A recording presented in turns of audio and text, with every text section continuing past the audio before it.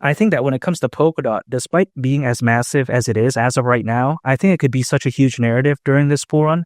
And as a result of that, I think its native token called DOT could hypothetically go to the price of $150 during this bull run.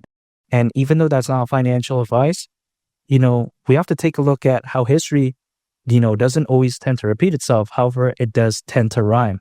And we've seen time and time again, people, they move based off trends. Of course, in the beginning, people like Bitcoin, they moved on to Ethereum, and then they like Solana, they like BNB. But I think it's only natural that Polkadot does become one of these, big narratives moving forward because its use case isn't bad, its exposure is amazing, and also on top of that, you take a look at how the community is very fantastic. What I really like about Polkadot is the fact that even despite it not being a meme coin, the community does feel a lot like a meme coin. If you actually take a look at a meme coin, they're usually very passionate. It doesn't matter if the project is doing bad, it's doing good, it's doing so-so, okay. They're still very bullish. They're still very positive for its future. And when it comes to Polkadot, it feels no different. The amazing thing about it is that the fundamentals are not a meme coin, but then the community does feel like a meme coin. So when I take a look at something like Polkadot, it's kind of like a best of both worlds type of scenario. Community is amazing, but then project is wonderful. Usually we see these projects that, have a very good use case, but the community, it's just not that passionate. They're not very vocal, but this one is very amazing. And why would they not be, enthusiastic about Polkadot's future? We all know that interoperability, or should I say lacking interoperability, that's something that needs solving, because quite frankly, this is a common issue. Many blockchains out there, many networks out there, they can't freely interact with one another. Or should I say freely send data and value to each other, meaning that of course they lack interoperability. What's the solution? Something like Polkadot. That's how amazing they are. They're focused on connecting blockchains together after all. They're not focused on advertising through athletes, through celebrities. That's not their style. You know what I mean? What they're focused on is, how can we change the world for a better way? Because if you actually think about it, again, there needs to be interoperability. Lacking that would be a complete disaster for the most part. Even though it's worked so far, I think especially in the future, 5 years, 10 years down the line, especially if blockchain technology gains a lot more adoption, it could very well be a complete caca nonsense issue, if this were to still happen. Because imagine, right? As phones develop and everything like that, of course, interoperability, if I were to put an analogy on it, is very important. Because think about this, let's say I'm using an iPhone and then I can't call someone who's using a Samsung or something like that, just because it's a different phone brand.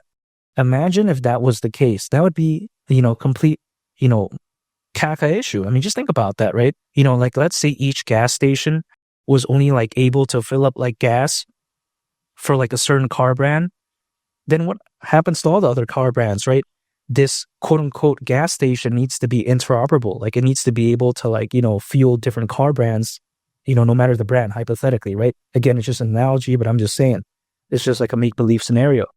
But in the world of cryptocurrencies, or should I say in the world of blockchain technology, because it's not that, developed yet, it is still an issue. So of course, there needs to be a solution, something like Polkadot.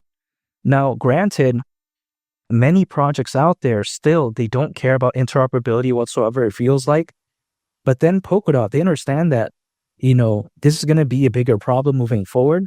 So they are preemptively, right? They're anticipating that this could very well be a big issue because people usually don't care about finding solutions unless there's a problem. But then when it comes to Polkadot, they're focused on finding solutions before the problems exist. It's much like in real life. People, they don't usually study for a test unless it's the day before or something like that, right? We've seen that time and time again. When I was in college, everyone did that all the time, even though I went to one of the best schools, in my opinion, But yeah, besides that point, people still did that. So when I take a look at something like this, right, of course, many of these developers out there, they're not going to focus on interoperability unless it's too late, unless it's already needed. Then they're oh yeah, we're going to focus on it. Then what's going to happen? They're probably going to panic and they're going to need to choose a solution. Maybe, who knows? Now, Polkadot even takes things to a whole nother level in a sense that they understand that what is a good project without a support system? And that is where something like Kusama steps in, because Kusama is the canary network to Polkadot. basically because Kusama is the canary network to Polkadot, meaning that projects that wish to launch on Polkadot first, they usually will launch on Kusama as a way to test out the project. And then after it's all good to go, then they move on later to Polkadot, but they don't have to, right? It's just an option, but still, it's a good starting point because after all, it's a lot cheaper to rent building space on Kusama. And also it's far easier to make changes on as opposed to Polkadot. So that's amazing. Polkadot understands that a lot of these developers, they may not have the capital, they may not have the resources to jump straight onto Polkadot. So they're like, okay, yeah, let's make a quote unquote cheaper option. Let's have a support system where people can test it out. Then they move on later to Polkadot. And it doesn't necessarily mean that only like these developers, they don't have capital, choose Kusama. They could choose Kusama first, even despite having a lot of capital, because they might just want to test it out. Who knows? So this right here is the genius mindset of Polkadot. That's how amazing they are. They understand that, oh yeah, this is needed. It's like having a free trial at a gym. They probably got the inspiration from, I don't know where, but if I was making something like this, I would probably get the inspiration from, a free trial at a gym, because if a free trial at a gym was such a bad idea, I don't think they would have it, right? The reason why they have it, I think, is because it's a good idea in terms of attracting new customers. Because let's say a customer wants to work out at a gym, how can they know it's good if they can't even go inside, if they can't even test out the equipment? How can people buy a car if they don't test drive it, right? In most cases, because how will they know how it feels like? How will they know the comfortability and everything like that? So of course, that's a genius idea. Much like Kusama, it's like test driving a car. It's like a free trial at a gym. And when it comes to Polkadot, I think it's only fair to assume that adoption is going to continue to increase moving forward because there's going to be more networks. There's going to be more blockchains moving forward, hypothetically, in my opinion, as the space overall grows. So of course, there's going to be a need for Polkadot. What I like about Polkadot is the fact that it's not a project that's going to disappear when the hype and fans are gone.